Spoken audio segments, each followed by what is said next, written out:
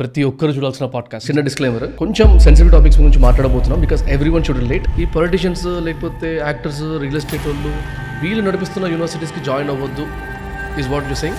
It might be controversial but నా clarity. నేను ఎప్పుడు సైబర్ సెక్యూరిటీ అంటారు, మరి ఏ అంటారు, దీనివల్ల అది పోతుంది అంటారు, దీన్ని ముచ్చేస్తుంది. ఇప్పుడు మెటా కంపెనీ ఉందనుకో, వాళ్ళు AR/VR లో ఇన్వెస్ట్ చేస్తున్నారు. రేపు పొద్దున ప్రొడక్ట్ చాలా సక్సెస్ఫుల్ అవ్వాలి అంటే AR/VR పెద్దదవుతుంది అంటే దాంట్లో గోల్డ్ మంది నేర్చుకుని డెవలపర్స్ అందరూ వస్తే వాళ్ళ ఎకో సిస్టమ్ పెద్దగా పెరుగుతుంది.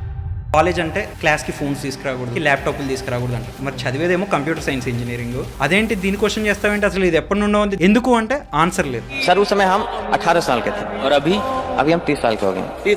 ఏడుపు వస్తుంది సార్ నాకు అంటాడు. 12 years నుంచి కష్టపడుతున్నాడు, ఎక్కడ క్లియర్ అవ్వలేకపోయాడు. 0.09% ఆఫ్ సక్సెస్ రేట్ కూడా లేని ఒక ఫీల్డ్ లోకి ఇండియాలో ఉన్న బెస్ట్ టాలెంట్ వెళ్ళి కూర్చుంటుంది. ఏళ్ళకి తరబడి ఇంటర్మీడియట్ పిల్లలు వాళ్ళందరూ కలిసి రాత్రిపూట వచ్చి బండి మీద కేక్ కట్ చేయించుకొని చాలా సార్లు కప్పుతారు, వెనకలు పెద్ద బ్యానర్ వేస్తారు. అదేందో అసలు. సో ఇలాంటివి చూస్తున్నప్పుడు అనిపిస్తుంది ఎటు వెళ్తుందా బాబు అని. నేను ఒక ఆంటర్ప్రినర్ అవుతాను అని అంటే దట్ నీ మార్కులు చూసుకున్నావు ఎప్పుడైనా, ముందు మూసుకొని చదువులు చూసుకో అని అంటారు. నేను 10 బాటిల్ ఎత్తేస్తాను దింపకుండా అంటాడు. అప్పుడు అందరు అబ్బా అని అన్నారు అనుకో, ఓహో ఏదో బాగుంది అని వాడు ఇంకొకసారి 15 ఎత్తడానికి ట్రై చేస్తాడు. మనం హెల్దీగా ఉన్నామా లేదా అనేది చెప్పాలంటేనే కొన్ని వందల టెస్టులు ఉంటాయి. కానీ అట్లాంటిది వాళ్ళకి ఫిజిక్స్లో బాగా మార్కులు వచ్చినాయా, మ్యాథ్స్లో బాగా మార్కులు వచ్చినాయా అనే దాన్ని బట్టి మనం ఏం చేస్తున్నాం, ఈరోజు ఒక లేబుల్ గుద్దేస్తున్నాం. వాడు ఏంటంటే ఇక ఫెయిల్యూర్, వీడు దేనికి పనికిరాడు. ఇలాంటి బండరా ఎత్తుకున్నప్పుడు ఇలాంటి మనిషి ఉండాలి. సో ఈ కాన్వర్సేషన్ కూడా అట్లాంటిదే కదా.